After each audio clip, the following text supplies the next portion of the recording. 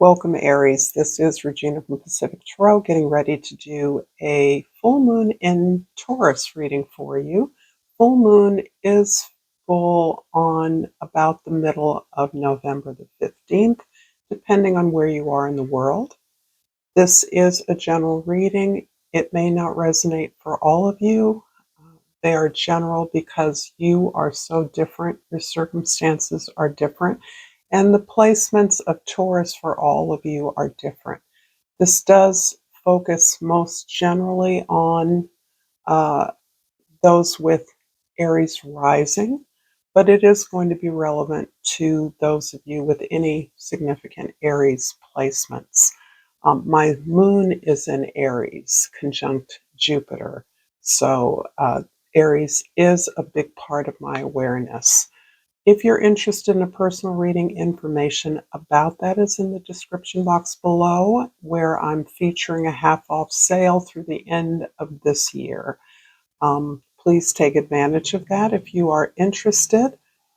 And let's get started. I'm grateful for your presence and your support, Aries. Your general reading is overall energy is the Chariot card. The Chariot is describing the clarity of your focus. You're moving passionately with a lot of clarity within your heart as to your purpose, what supports you, what feels good to you, what is an expression of who you authentically are.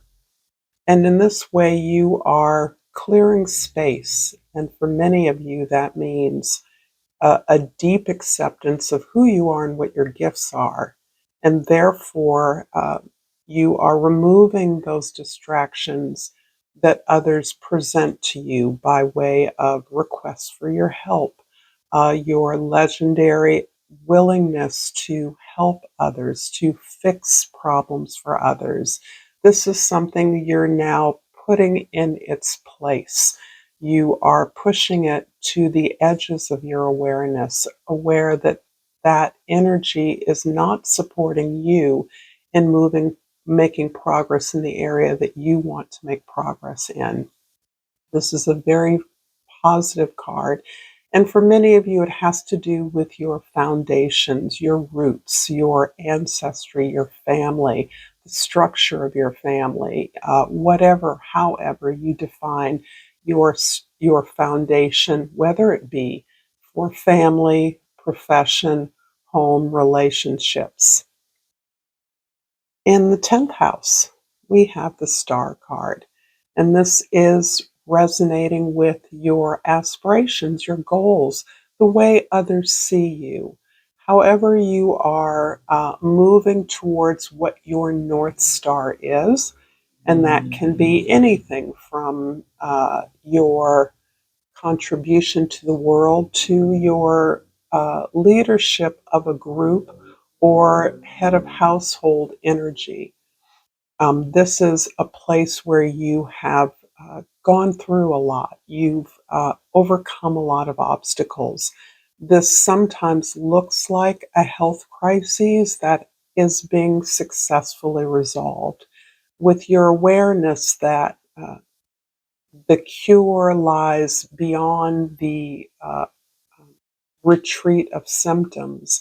The cure, it incorporates the way that you're integrating this new information about yourself, your vulnerability into your plans, into your understanding of who you are and who you can be. The North Star is something we don't often achieve, but we eternally reach for. So this is about the hopefulness that you're now finding in the world. And this can be particularly in a time that looks dark or oppressive. In the first house, we have the Ace of Cups. And this is really lending some currency to, in your everyday perspective, the way you're approaching things, the sense that you have a lot to give, that you are concerned, that you care, that you are paying attention to the things that others might overlook or things that you've overlooked in the past regarding what how your gift can have an impact on others. And this may be the way that you're turning your attention uh, with regards to the contribution that you can make. Again, it's as large, as small, as intimate, or as public as you determine it to be. But with this particular combination of energies, really focusing on your values, your ability to take stock of what you own, your possessions, including ownership over your own actions and decisions. This is really expanding in many ways through your own intimate experience of overcoming, the way that you've learned to care for self. In the fourth house, the house of your home, your foundation, your family, the Justice card is again highlighting what feels to be a family crisis or a health crisis that is being balanced. And by balance, I'm kind of retracting back the word cure, and looking more at the process of healing. And this has been about your balancing out your needs with the needs of others. This is an age old struggle for you that has everything to do with the way that you were raised, the way that you were conditioned socially, and that goes far beyond your individual family or caretakers into the broader society. The expectations that we are that are imposed upon us, depending on who we are, what we look like, and you have really learned to balance out what feels to have been an imbalanced situation, one in which you were given an oversized degree of responsibility for others, without the same regard for your aspirations, your growth, your desire. And having balanced this out, you are integrating that into your worldview in a way that helps you understand the value of the contribution that you're able to make now. In the seventh house, we have the Two of Swords, and this feels like a decision for you. This feels like you are being asked, you're being prompted to uh, assess or evaluate a crossroads. This can be in anticipation of an unexpected event or a decision regarding the changing circumstances in the life of a partner, a group, a public, your audience, your clients, your students, whatever relationship you have to those who receive your talents, your partnership. And this theme has been coming up for a lot of you. You know what the right path is for you. You may have known it for a long time, but you're having difficulty clarifying that for others. You are concerned about who you may be leaving behind, how you may be leaving them behind in a way that really exceeds your particular concern or effort. Uh, your intuition is really what you can rest on in the situation. Your ability to reason this out is not false or not unreasonable, but you are really being asked to fall back on what you know is right for you.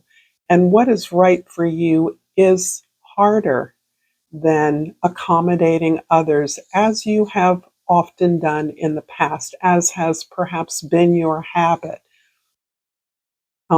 This moving forward in the direction of your greatest growth, awareness, inspiration, development is difficult, and you're aware of that. Doing the right thing is the harder thing, but you are now healed, prepared, clear about your impact and direction so that you are able to move forward along this path that really seems to speak to your justice and your ability to bring justice into your world or the world.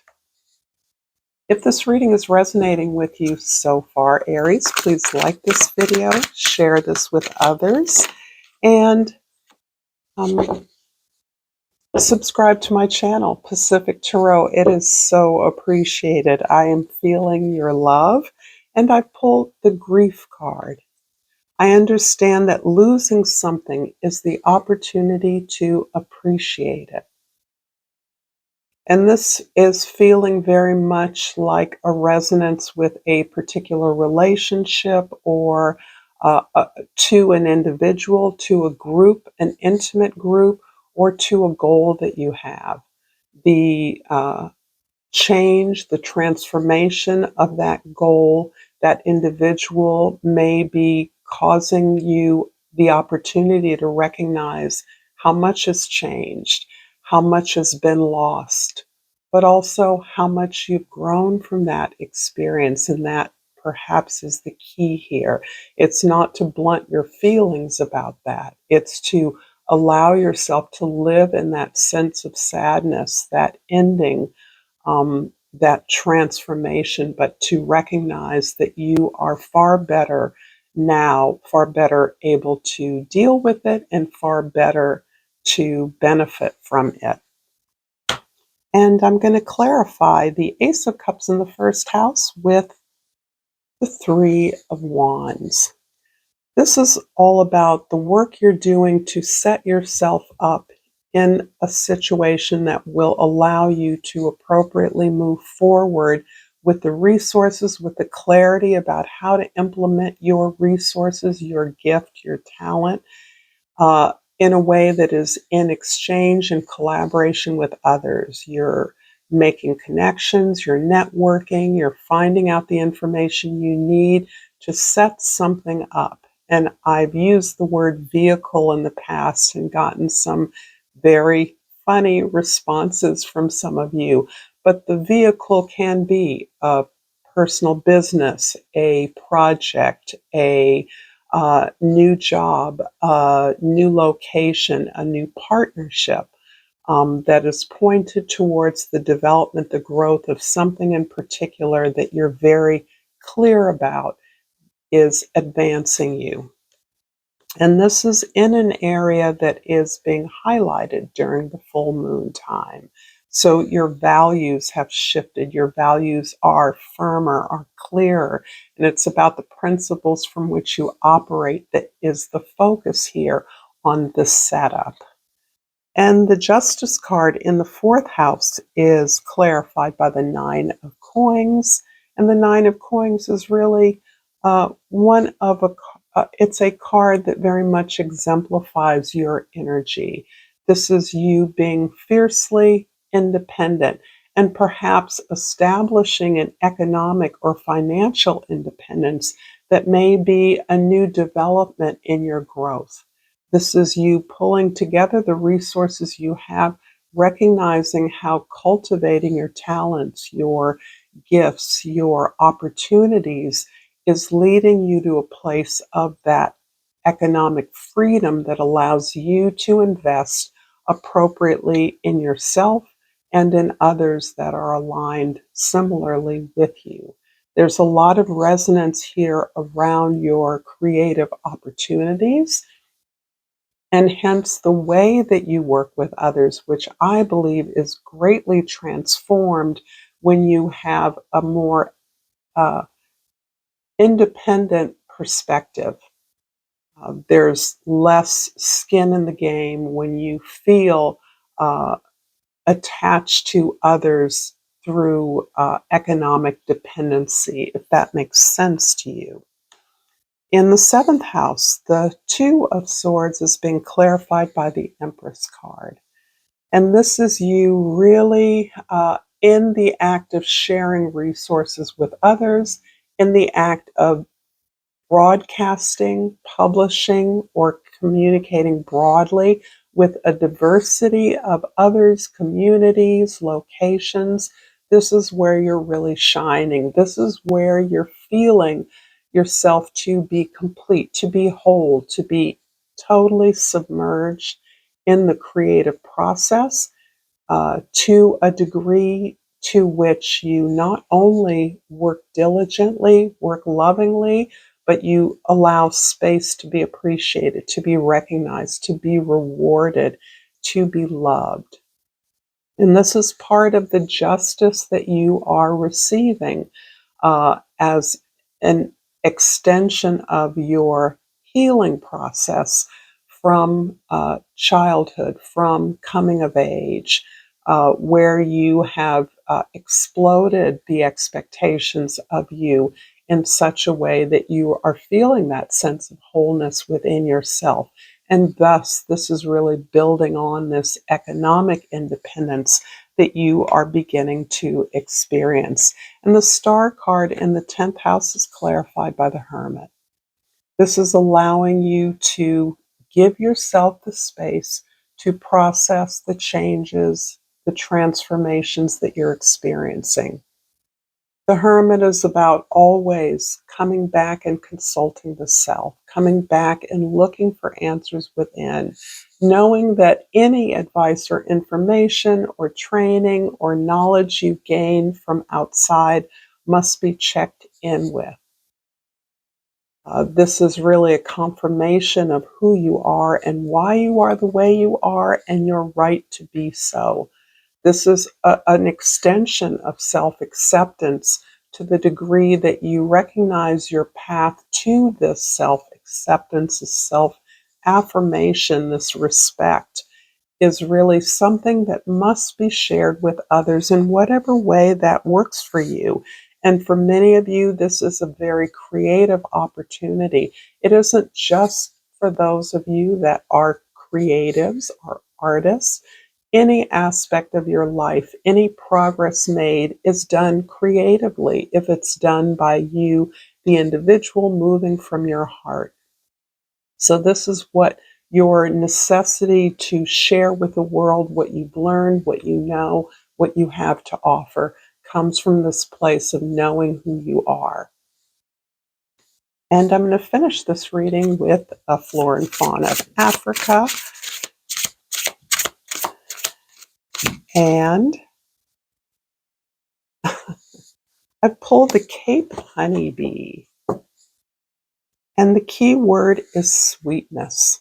This is beautiful with not only the Ace of Cups, but the Empress here.